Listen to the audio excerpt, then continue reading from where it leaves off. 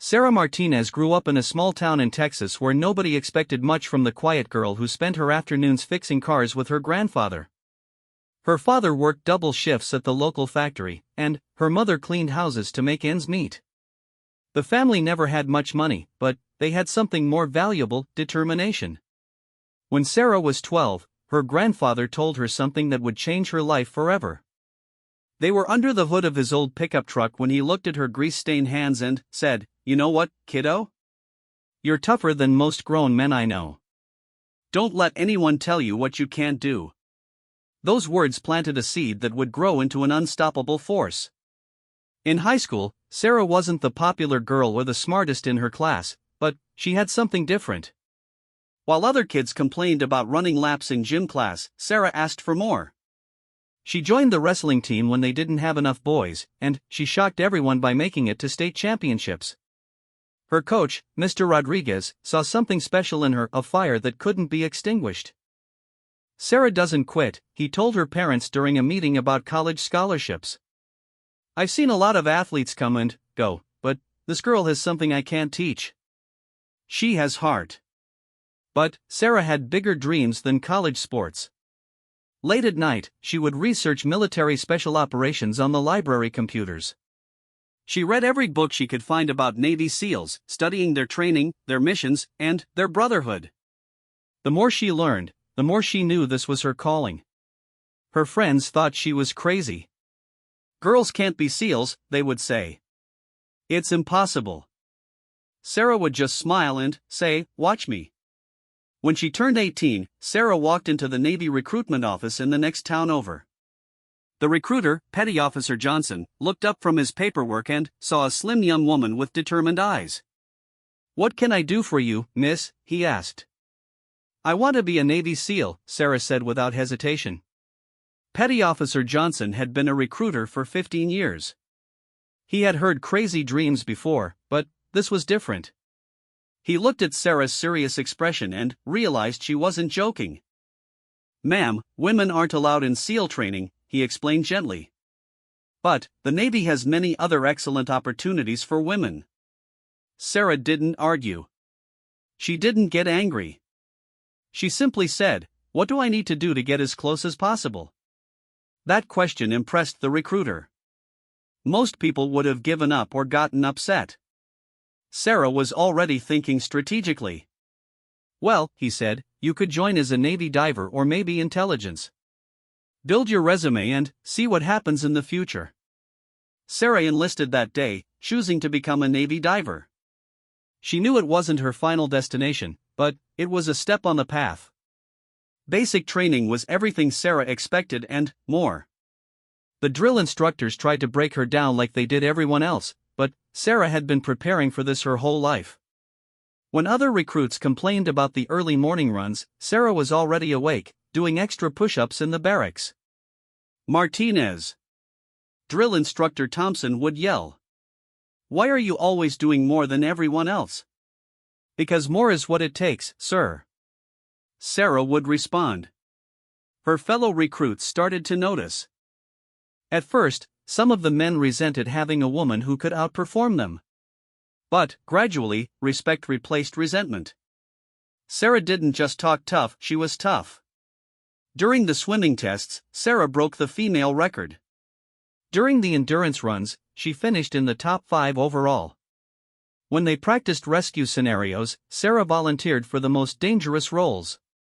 Chief Williams, who had been in the Navy for 22 years, pulled Sarah aside during the final week of basic training. "Martinez, I've been watching you," he said. "You remind me of myself when I was young and stupid enough to think I could conquer the world." Sarah stood at attention, waiting for what came next. "The difference is, you might actually do it," he continued. "Whatever you're planning, whatever bigger goal you have in mind, don't let anyone convince you it's impossible. I've seen impossible things happen when someone wants it bad enough." After basic training, Sarah excelled in dive school. She learned to work underwater in conditions that would terrify most people. She mastered the technical skills and proved she could handle the pressure, literally and figuratively. But Sarah never forgot her real goal. During her free time, she continued studying SEAL operations. She memorized their physical requirements and trained to exceed them. She studied their history, their tactics, and their mindset. One evening, while Sarah was doing pull-ups on the base gym, another sailor approached her. His name was Marcus Chen, and he had recently finished SEAL training. "You're that diver who never stops training," he said. "Mind if I ask why?" Sarah considered her answer carefully. She had learned to be cautious about sharing her ultimate goal. "I like to be ready for anything," she said simply. Marcus smiled. "I know that look. I had the same look before I went to Coronado." "You're thinking about SEAL training, aren't you?" Sarah stopped her pull-ups and looked at him directly. "What if I was? Then, I'd tell you that wanting it isn't enough. Being tough isn't enough. Being smart isn't enough. You need all of that plus something else. You need to be willing to sacrifice everything for something bigger than yourself." That conversation confirmed what Sarah already knew in her heart. She wasn't just training to prove a point or break barriers. She was training because she genuinely believed she could serve her country better as a SEAL than in any other role. The years passed, and Sarah built an impressive military record. She completed advanced diving courses, earned commendations for her performance, and gained the respect of her superiors. But she never stopped preparing for her real mission. Then, in 2015, something changed. The Department of Defense announced that all military combat roles would be open to women, including Special Operations Forces. For the first time in history, women would be allowed to attempt SEAL training. Sarah was 26 years old when she heard the news. She was stationed in California, and she remembers exactly where she was standing when her commanding officer made the announcement. She was in the equipment room, checking diving gear, when Lieutenant Commander Roberts called her over. "Martinez, I think you'll want to hear this," he said, holding a printed memo. Sarah read the words 3 times before they sank in. After 8 years of preparation, her dream had become a possibility. That night, Sarah called her grandfather back in Texas. He was 78 years old now, and his voice was weaker than she remembered. "Grandpa, remember what you told me about not letting anyone tell me what I can't do?" she asked. "Of course I remember, kiddo. Why?" "I'm about to put that advice to the ultimate test." Her grandfather was quiet for a moment, then he chuckled. "Well, I'll be damned. You're really going to do it, aren't you?" "I'm going to try, Grandpa. I'm really going to try." Sarah spent the next 6 months preparing for the most intense physical and mental challenge of her life. She knew that passing SEAL training would require more than just meeting the standards, she would have to exceed them. As the first woman to attempt the program, she would be under a microscope every single day. The night before she reported to Naval Special Warfare Command in Coronado, Sarah called her parents. "We're proud of you no matter what happens," her mother said. "Just promise me you'll come home in one piece." "I promise, Mom. And, when I come home, I'll be wearing a trident pin." The next morning, Sarah drove through the gates of Naval Amphibious Base Coronado for the first time. She looked at the bronze statue of a Navy SEAL near the entrance and made a silent promise to herself and to every woman who would come after her. She was about to begin the hardest journey of her life, but she had been preparing for this moment since she was 12 years old. Win or lose, Sarah Martinez was ready to make history. The first day of SEAL training began at 0500 hours with the sound of instructors banging on metal trash cans. Sarah had been awake for 30 minutes already, using the extra time to mentally prepare herself for what was coming. "Get up, get up, get up!" Instructor Chief Ramirez shouted as he stormed through the barracks. "Welcome to your worst nightmare, people." Sarah jumped to her feet along with 37 other candidates. She was the only woman in the group, a fact that every person in that room was acutely aware of. Some of her fellow candidates glanced at her with curiosity, others with skepticism. A few looked at her with something that might have been respect. The instructors had been preparing for this moment too. They knew that having the first woman in SEAL training would bring attention from the media, from politicians, and from the entire military community. They had strict orders to treat her exactly the same as every other candidate, no easier, but also no harder. Chief Ramirez, a 20-year veteran with 3 combat deployments, had his own thoughts about the situation. He had trained hundreds of SEAL candidates over his career. He knew that most would quit before graduation, regardless of their gender. His job was to find out who had what it took to earn the trident. "Fall in line for PT," another instructor yelled. The candidates rushed outside into the cool morning air of Coronado Beach. The Pacific Ocean stretched endlessly before them, dark and forbidding in the pre-dawn light. "Today begins the rest of your lives," Chief Ramirez announced, walking slowly in front of the formation. "Some of you think you know what you're in for. Some of you think you're ready. Let me tell you something, you don't know anything, and you're not ready for anything."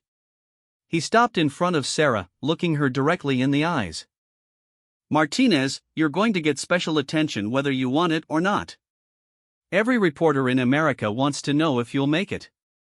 Every politician has an opinion about whether you belong here. But here's what matters to me: can you do the job? Can you keep up with the man next to you when bullets are flying? Can you carry him to safety if he gets hit?" "Yes, Chief," Sarah responded with confidence. "We'll see," he said, moving on.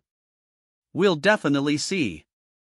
The first physical training session was designed to establish baseline fitness levels. Push-ups, sit-ups, pull-ups, and a 4-mile run on the beach. Sarah had been preparing for these standards for years, but doing them under the pressure of SEAL training was different from doing them alone in a gym. During the push-up test, Sarah cranked out 85 perfect repetitions. The minimum for men was 75. She heard one of the candidates behind her mutter, "Show off," but she ignored it. She wasn't trying to show off, she was trying to survive. The sit-up test went equally well. Sarah completed 112 repetitions in 2 minutes. Her core strength, developed through years of diving and swimming, served her well. The pull-up test was where many candidates struggled. Sarah watched as several strong-looking men failed to reach the minimum of 12 repetitions. When her turn came, she grabbed the bar with determination. 1, 2, 3, she counted silently as she pulled her chin over the bar again and again. When she reached 21 repetitions, Instructor Jones called time. "Not bad, Martinez," he said neutrally. "Let's see how you do on the run." The 4-mile beach run was Sarah's favorite event.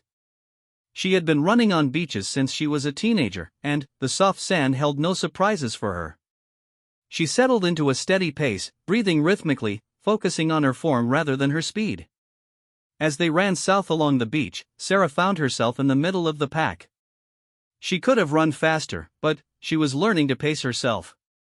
SEAL training was a marathon, not a sprint. Candidate Torres, running beside her, was struggling. He was a muscular guy who had probably excelled at weightlifting, but his breathing was labored and his form was deteriorating. "You okay?" Sarah asked quietly. Torres looked at her with surprise. Most candidates were too focused on their own survival to help others. "Just having trouble with the sand," he admitted. "Shorten your stride," Sarah suggested. "Let the sand work for you instead of against you." Torres adjusted his running style and immediately looked more comfortable. "Thanks," he said. That small exchange didn't go unnoticed by the instructors running alongside the formation. They were constantly evaluating not just physical performance, but character, teamwork, and leadership potential. After the run, the candidates were given 15 minutes to clean up before their first academic session. SEAL training wasn't just about physical toughness, it required mastery of complex technical skills including weapons, explosives, navigation, communications, and medical procedures. In the classroom, Sarah discovered that her years of studying SEAL operations had given her a significant advantage. When the instructor asked about the history of naval special warfare, Sarah knew the answers. When they discussed mission planning principles, she could follow along easily. But some of her fellow candidates were struggling with the academic requirements. During a break, she overheard 2 men talking. "I didn't expect so much book learning," one said. "I thought it would be all physical." Yeah, this stuff is harder than I thought, the other replied. That afternoon brought the first water training session. The candidates were taken to the base pool for drown-proofing exercises. With their hands and feet tied, they had to survive in deep water for 20 minutes. Sarah had done similar exercises during her dive training, but never under the intense scrutiny of SEAL instructors. She watched as several candidates panicked and had to be pulled from the water. When her turn came, Sarah focused on staying calm and conserving energy. She used gentle dolphin kicks to maintain her position and controlled her breathing carefully. The instructors tried to distract her, shouting commands and creating commotion, but Sarah stayed focused on the task. Time. Instructor Wilson called after 20 minutes. Sarah surfaced calmly, barely breathing hard. She had passed her first major test. That evening, after a day that had started at 0500 and included 6 hours of physical training, 3 hours of academic instruction, and 2 hours of water work, the candidates were finally allowed to rest. In the barracks, exhaustion was setting in. Several candidates were already talking about quitting. "This is insane," one muttered. "I had no idea it would be this intense." "And this is just day one," another added. "How are we supposed to do this for 6 months?" Sarah listened to the complaints without participating. She had expected SEAL training to be the hardest thing she had ever done. The fact that it was meeting her expectations actually gave her confidence. Candidate Johnson, a former college football player from Ohio, approached her bunk. "Hey Martinez, can I ask you something?" he said. "Sure. Why are you here?" "I mean, you could have been an officer, gone to college on the Navy's dime, had an easier life. Why put yourself through this?" Sarah thought about the question carefully. She had been asked similar questions many times, but never by someone who was going through the same ordeal. "Because this is where I can make the biggest difference," she said simply. "I want to be on the team that gets called when everything else has failed." Johnson nodded slowly. "I can respect that. And I can tell you're going to make it. You've got something the rest of us are still trying to find." As the weeks passed, the training intensity increased dramatically. The instructors introduced obstacle courses that seemed designed by someone with a sadistic imagination. Rope climbs, wall climbs, tunnel crawls, and combinations that left even the strongest candidates gasping for breath. Sarah's gymnastics background from high school helped her on the obstacle courses. Her flexibility and body awareness allowed her to move efficiently through complex sequences. She often finished courses faster than much larger candidates. But it was during the team challenges that Sarah truly began to stand out. When candidates had to work together to carry heavy logs or boats, Sarah's ability to coordinate and communicate became obvious. She didn't try to take charge aggressively, but she had a natural way of organizing group efforts. During one particularly difficult boat carry exercise, candidate Rodriguez collapsed from heat exhaustion. The team was supposed to carry a heavy rubber boat over their heads for 2 miles along the beach. Rodriguez was a big guy, and losing him meant the remaining team members would have to carry more weight. "We need to redistribute," Sarah called out as they stopped to help Rodriguez. "Thompson and Garcia, you two are the tallest, take the front corners. Williams and I will take the back. Johnson, you get in the middle and help push up." The reorganized team managed to complete the exercise within the time limit. Later, Instructor Peterson pulled Sarah aside. "Good leadership out there, Martinez. You solved the problem instead of complaining about it." "Thank you, Chief. Rodriguez is a good sailor." "We needed to adapt." "That's exactly the right attitude. SEALs adapt, improvise, and overcome. Remember that." The real test came during Hell Week 5.5 days of continuous training with a total of 4 hours of sleep. It was designed to push candidates beyond their physical and mental breaking points to see who had the inner strength to continue when their bodies were screaming to quit. Hell Week began on a Sunday evening with what the instructors called breakout. Candidates were awakened by explosions, sirens, and machine gun fire, blanks, but terrifyingly loud. Water hoses soaked everyone and everything. Instructors screamed contradictory orders while smoke filled the barracks. Get up. Get down. Get up. Get down. Push-ups. Sit-ups. Run. Stop. Run. The chaos was intentional and overwhelming. Within the first hour, 3 candidates quit. Sarah stayed calm during the chaos by focusing on one simple principle: do what you're told when you're told to do it. Don't think about tomorrow or even the next hour. Just focus on the immediate task. By Tuesday morning, 18 of the original 38 candidates had quit. Sarah was still there, still following orders, still pushing herself beyond what she had thought possible. The physical challenges during Hell Week were brutal, but the psychological pressure was worse. Sleep deprivation made simple tasks incredibly difficult. The cold Pacific Ocean sapped energy and willpower. The instructors constantly reminded candidates that they could quit at any time simply by ringing a brass bell 3 times. On Wednesday afternoon, during the most difficult period of Hell Week, Sarah faced her biggest test yet. The candidates were in the ocean for hours, treading water in 50-degree temperatures.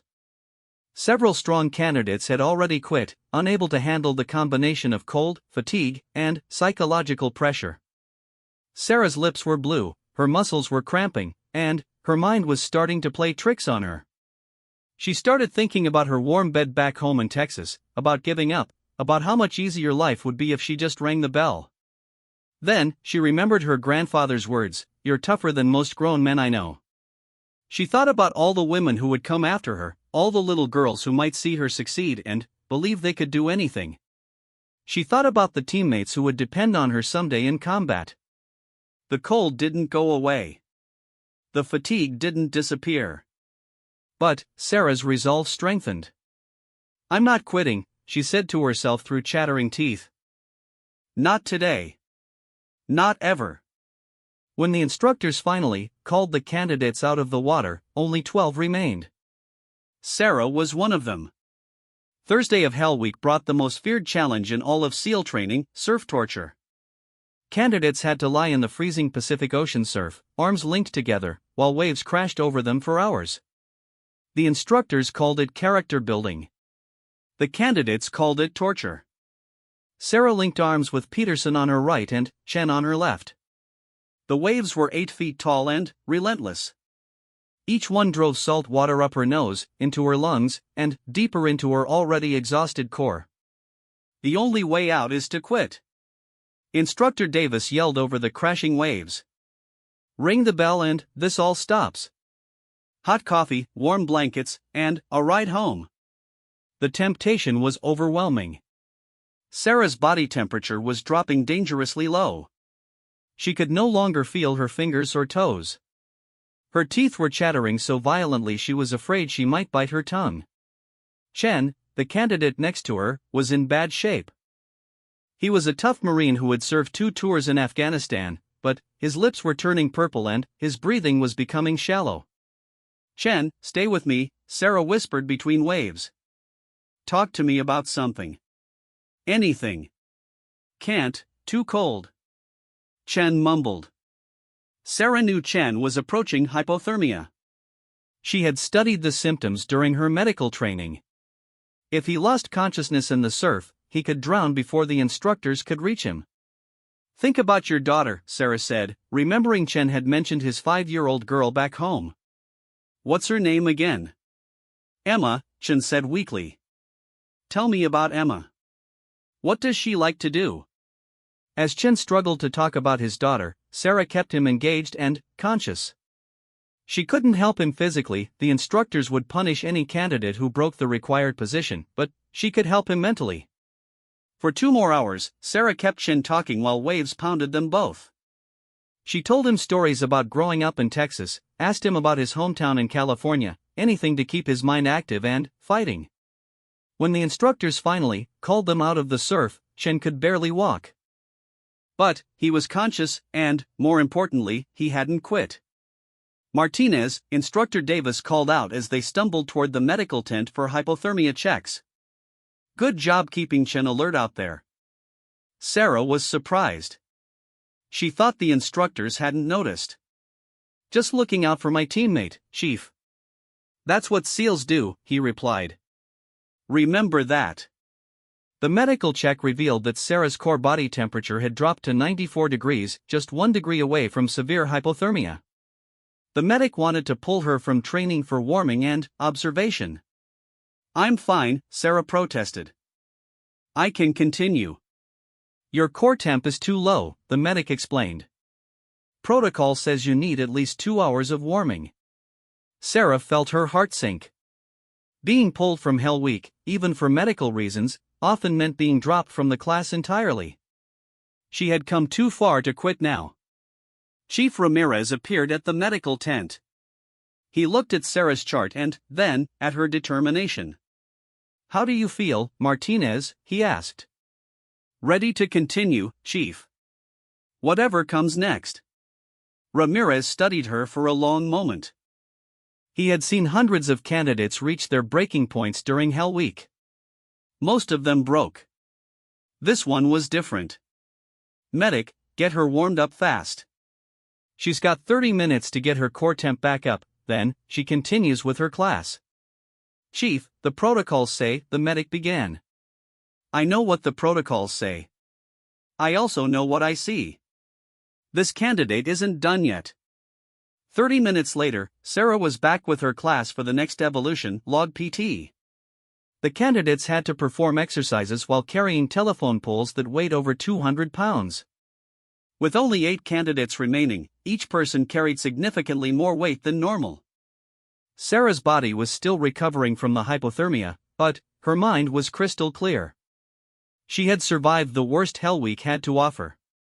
Everything from this point forward was just details. Friday morning brought the final Hell Week challenge, a 14-mile run around the island, carrying a 20-pound pack. Only 6 candidates remained. 2 more had quit during the night, unable to face another day of punishment. The run started before dawn. Sarah settled into a steady pace, her legs mechanical after 5 days of continuous movement. Her body was running on pure willpower now. Her muscles were cramped, her joints were swollen, and her feet were covered in blisters, but her mind remained focused. Candidate Johnson, running beside her, was struggling. The former football player's bulk, which had helped him during strength challenges, was now working against him on the long run. "I don't think I can finish," he gasped. "Yes, you can," Sarah replied firmly. "We're almost done. 6 more miles. How are you still going? You should be more tired than any of us." Sarah thought about the question as they ran through the early morning darkness. "I'm just as tired as you are," she said honestly. "But I'm not running this race against you guys anymore. I'm running it against everyone who said I couldn't be here. Every time I want to quit, I think about proving them wrong." Johnson found new strength in Sarah's words. They ran the final 6 miles together, finishing strong as the sun rose over Coronado Beach. Hell Week was over. 6 candidates remained out of the original 38. Sarah Martinez was one of them. The graduation ceremony for Hell Week was simple but meaningful. The surviving candidates stood in formation, exhausted but proud, as their instructors congratulated them. "You have completed the most difficult week of training in the United States military," Chief Ramirez announced. "But this is just the beginning. You still have 21 weeks of training ahead of you. Many of you will not make it to graduation. But today, you have proven you have the heart of a warrior." After the ceremony, Sarah called her grandfather from a payphone outside the barracks. Her voice was hoarse from 5 days of shouting over ocean waves and instructors. "Grandpa, I made it through Hell Week." There was silence on the other end of the line for a long moment. "I never doubted you for a second, kiddo," he finally said, his voice thick with emotion.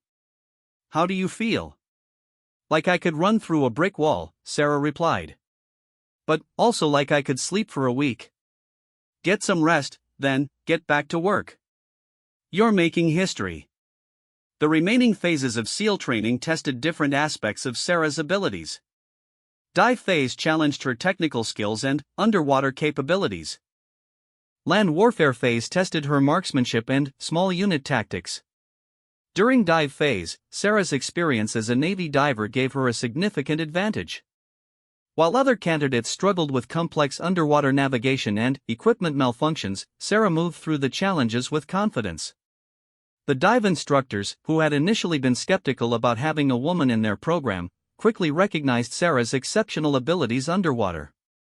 She could hold her breath longer than most candidates, her buoyancy control was precise, and she remained calm during emergency scenarios that caused others to panic. "Martinez has the best watermanship I've seen in 5 years," Instructor Williams told Chief Ramirez during a staff meeting. "She moves through water like she was born in it." Land warfare phase brought new challenges. Sarah had to prove she could handle the weapons and tactics that SEALs used in combat. Her smaller size worked against her with some of the heavier weapons, but her accuracy and tactical thinking more than compensated. During a simulated hostage rescue exercise, Sarah's team was tasked with clearing a building held by enemy forces. The scenario was designed to be nearly impossible, with multiple armed opponents and innocent civilians mixed throughout the target. Sarah volunteered to be the point person, the first one through the door, facing the greatest danger. Her teammates were initially hesitant. They had grown to respect her abilities, but the protective instinct was still strong.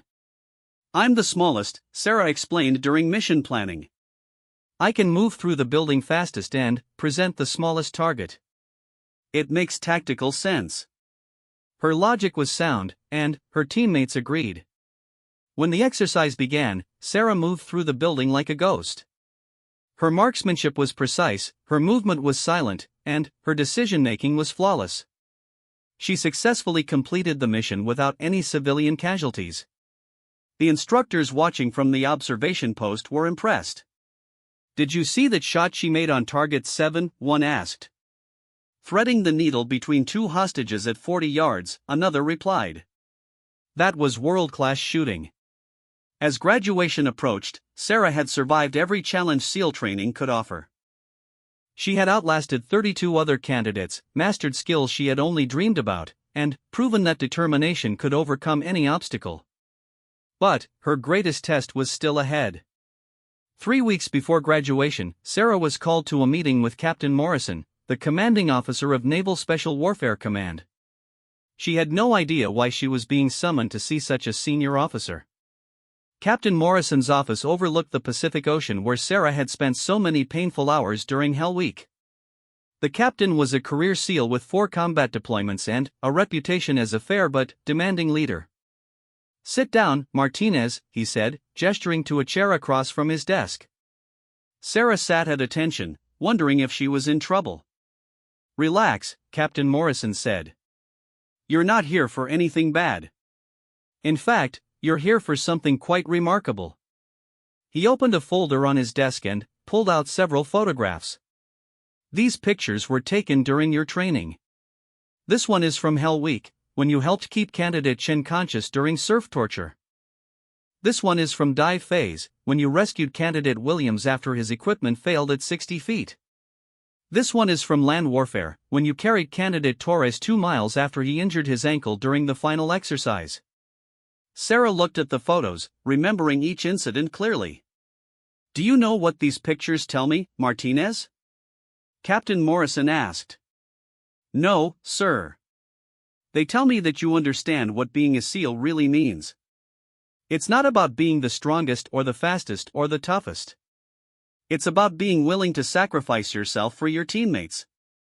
It's about putting the mission first, but never leaving a man behind." Captain Morrison stood and walked to his window. "In 3 weeks, you're going to graduate from the most difficult military training program in the world. You're going to become the first woman to earn the Navy SEAL Trident. When that happens, every eye in the country is going to be on you. Reporters will ask you how it feels to break barriers. Politicians will use your success to make points about equality. Everyone will have an opinion about what your achievement means." He turned back to Sarah. "But I want you to remember something. You didn't earn that trident because you're a woman. You earned it because you're a warrior. The men in your class don't respect you because the media says they should. They respect you because you've bled with them, suffered with them, and proven you'll fight beside them no matter what. Sarah felt the weight of his words. I understand, sir. I hope you do, Martinez. Because tomorrow, the real test begins. Graduation day arrived on a crisp Friday morning in November. Sarah stood with 5 other candidates in dress blue uniforms outside the Naval Special Warfare Command headquarters. After 26 weeks of the most demanding training in the military, they were finally ready to receive their Trident pins. The ceremony was smaller than Sarah had expected. Only family members and SEAL team personnel were invited. Sarah's parents had flown in from Texas, along with her grandfather, who was now using a wheelchair but insisted on being present for his granddaughter's greatest moment. Ladies and gentlemen, Captain Morrison announced to the assembled crowd, today we celebrate the graduation of 6 new Navy SEALs. These men and women have endured challenges that would break most people. They have proven themselves worthy of wearing the Trident and joining the Brotherhood of Naval Special Warfare. Sarah noticed that Captain Morrison had said men and women. It was the first time anyone had officially acknowledged that the Brotherhood now included a sister. As the ceremonies proceeded, Sarah thought about the long journey that had brought her to this moment. The scared 12-year-old girl working on cars with her grandfather. The determined 18-year-old walking into the recruitment office. The Navy diver who never stopped training for a goal that seemed impossible. Petty Officer Second Class Sarah Martinez, Captain Morrison called out. Sarah marched forward with crisp precision. Captain Morrison held the golden Trident pin in his hands, the symbol she had dreamed about for 14 years. Sarah, you have completed Naval Special Warfare training with distinction. You have proven yourself ready to serve as a Navy SEAL. With this pin comes great responsibility. You are now part of an elite brotherhood committed to protecting America and her interests around the world. He pinned the Trident to her uniform and stepped back to salute. Welcome to the teams, Petty Officer Martinez. Sarah returned the salute, feeling the weight of the pin on her chest. She was no longer aspiring to be a SEAL. She was a SEAL. After the ceremony, families gathered for photos and congratulations. Sarah's grandfather wheeled himself over to her, tears in his eyes. Remember what I told you about being tougher than most grown men, he said. Yes, Grandpa. I was wrong. You're tougher than all of them. The celebration was interrupted when Chief Ramirez approached with a serious expression. Martinez, I need to speak with you privately, he said. Sarah followed him away from the crowd, wondering what could be wrong on what should be the happiest day of her life. You're being assigned to SEAL Team 5, Chief Ramirez announced. They're deploying to Afghanistan in 6 weeks. Your platoon leader specifically requested you. Sarah felt a mix of excitement and nervousness. Her first deployment was coming immediately. There would be no gradual introduction to SEAL operations, she was going straight into combat. Who's my platoon leader? She asked. Lieutenant Commander Davis. He was one of your instructors during land warfare phase. He said you're the best tactical thinker he's seen in years. 6 weeks later, Sarah found herself on a transport plane flying toward Bagram Air Base in Afghanistan. She was part of a 16-person SEAL platoon tasked with conducting direct action raids against high-value targets in eastern Afghanistan. Her teammates were experienced warriors, all of whom had multiple combat deployments. Initially, there was tension. Not because they doubted her abilities, her training record spoke for itself, but because having the first female SEAL in their unit brought unwanted attention from the media and higher command. Every mission we do is going to be analyzed by reporters and politicians, complained Petty Officer Torres during a team meeting. If anything goes wrong, they'll blame it on having a woman in the unit. Sarah understood their concerns, but she also knew there was only one way to address them. Then, we make sure nothing goes wrong, she said simply. We train harder, plan better, and execute flawlessly. Let our results speak for themselves. Her straightforward approach impressed the team. Sarah wasn't asking for special treatment or making excuses. She was taking responsibility for proving herself in combat. The team's first mission came 2 weeks after arriving in Afghanistan.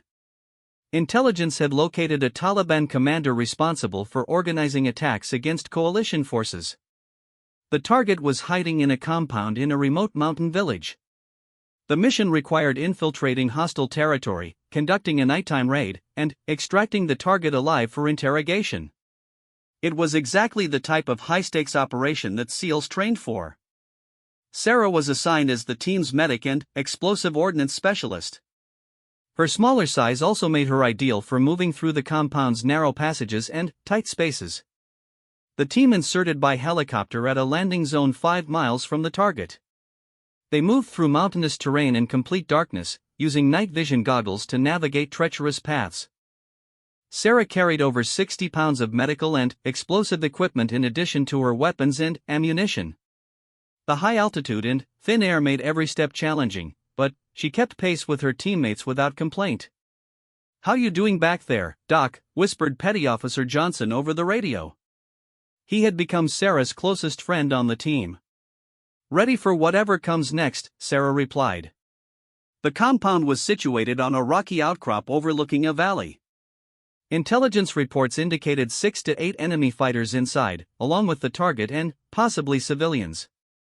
Lieutenant Commander Davis gathered the team for final mission planning. "Martinez, you're going through the back entrance with Johnson and Torres," he instructed.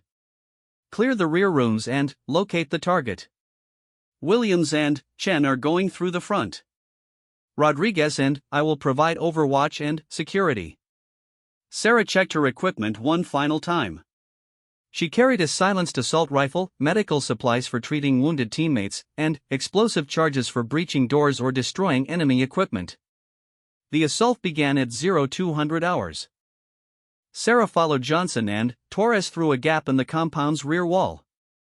They moved silently through a courtyard, stepping carefully around loose stones that might give away their position. The back door was locked, but Sarah quickly bypassed it using lockpicking skills learned during training. The 3 SEALs entered the building and began clearing rooms systematically. In the third room, they found 2 Taliban fighters sleeping on mats. Johnson and Torres subdued them quietly with zip-tie restraints while Sarah provided security. 2 enemies detained, Sarah reported over the radio. "Copy. Continue to target location," came the response from Lieutenant Commander Davis. The target was located in the main room of the compound, along with 3 bodyguards who were awake and alert. Through a crack in the door, Sarah could see the men sitting around a small table, drinking tea and talking quietly. "For individuals in the main room," she reported. "Target confirmed present. Roger. Prepare for coordinated breach in 30 seconds. Sarah positioned herself to the right of the door while Johnson and Torres took the left side. At exactly 0247 hours, both teams breached simultaneously. "Nobody move. Hands in the air," the SEALs shouted in Pashto. 2 of the bodyguards immediately surrendered, but the third reached for an AK-47 rifle leaning against the wall. Sarah reacted instantly, firing 2 precise shots that stopped the threat without killing the man. The target attempted to escape through a window but was captured by Williams and Chen, who had anticipated this possibility. "Target secured," Lieutenant Commander Davis announced. "Prepare for extraction." The entire operation had taken 17 minutes from insertion to target capture. No civilians were harmed, no SEALs were injured, and valuable intelligence was captured along with the Taliban commander. As the team prepared to leave the compound, Sarah provided medical treatment for the bodyguard she had wounded. Her shots had been perfectly placed to disable without causing life-threatening injuries. "Why are you helping him?" Torres asked. "He just tried to kill us."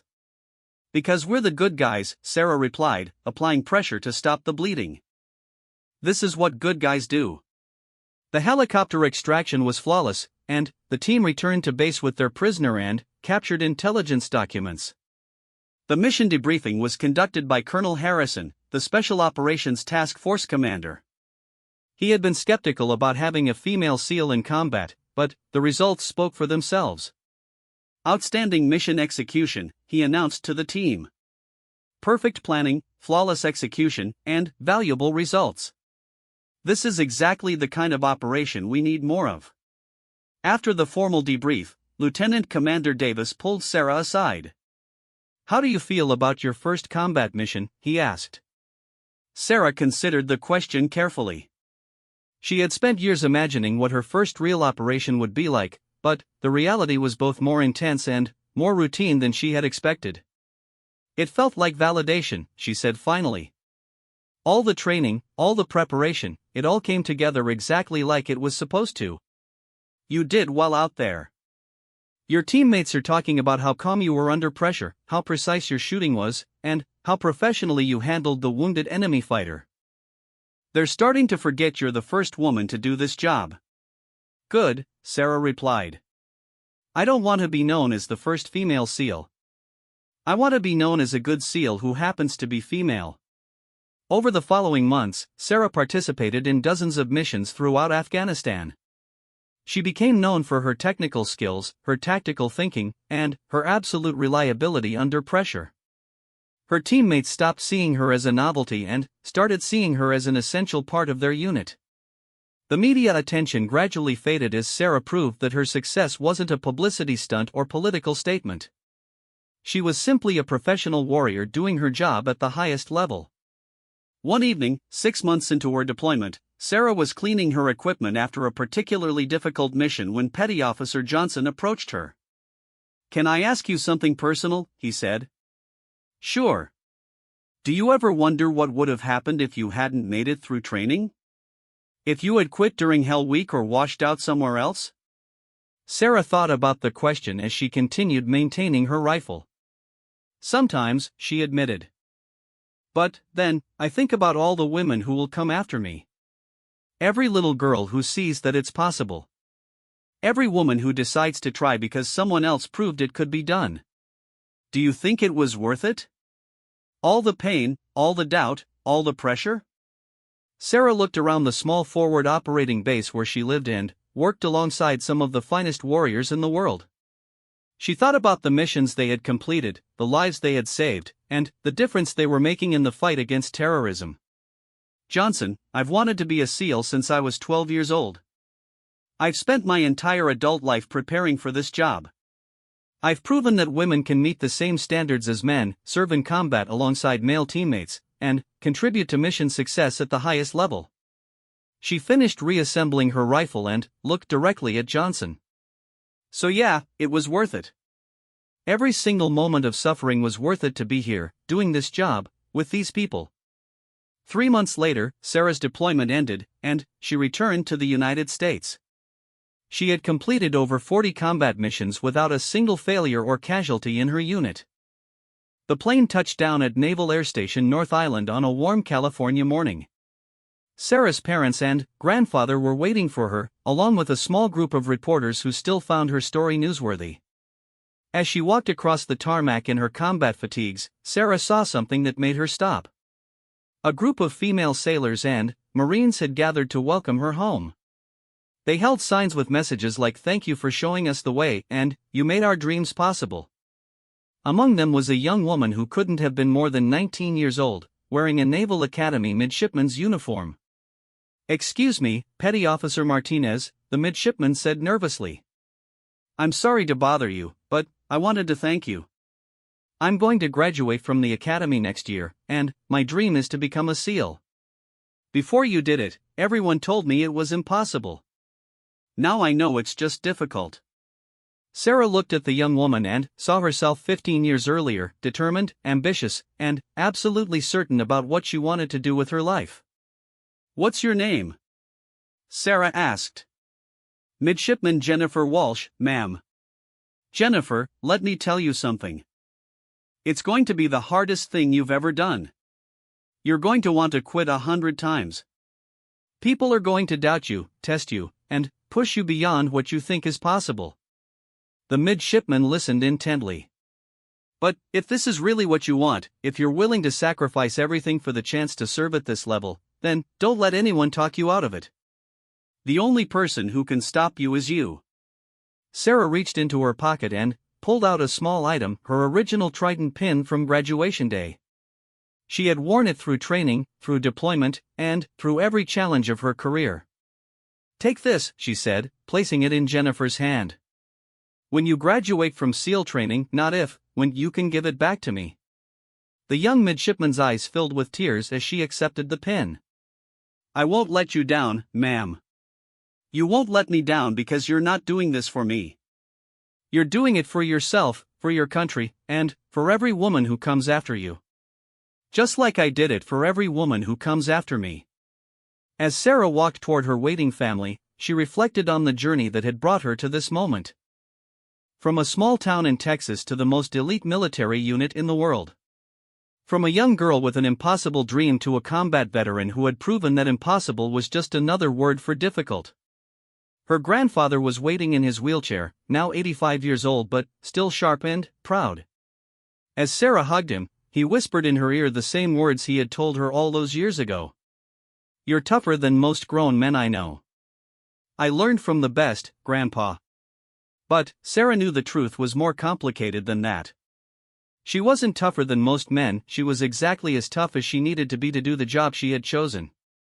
The job that she had earned through years of preparation, months of training, and a deployment that had tested every skill she possessed. Standing there in the California sunshine, surrounded by family and inspired by the next generation of women who would follow in her footsteps, Sarah Martinez understood that her greatest achievement wasn't breaking barriers or making history. Her greatest achievement was proving that excellence has no gender. That determination recognizes no limits. That the only proof anyone needs of their worth is the courage to attempt something greater than themselves and the persistence to see it through to the end. When the young midshipman graduated from SEAL training 3 years later, she found Sarah waiting at the ceremony with her hand extended. I believe this belongs to you now, Jennifer said, returning the trident pin. Sarah smiled as she accepted it back. No, it belongs to all of us. Every woman who refuses to accept that something is impossible just because it's never been done before. The pin felt heavier in her hand than it had 3 years earlier. Not because it had changed, but because it now carried the weight of proof. Proof that barriers exist only until someone has the courage to walk through them. Proof that the most powerful words in any language are not "it can't be done" but "watch me do it." In the end, Sarah Martinez didn't need papers or documentation to prove what she had accomplished. Every mission she completed, every teammate who trusted her with their life, every young woman who decided to pursue her own impossible dream, they were all the proof the world would ever need. When people asked her how it felt to be the first woman to become a Navy SEAL, Sarah always gave the same answer: I hope I'm the first of many, not the only one who tried.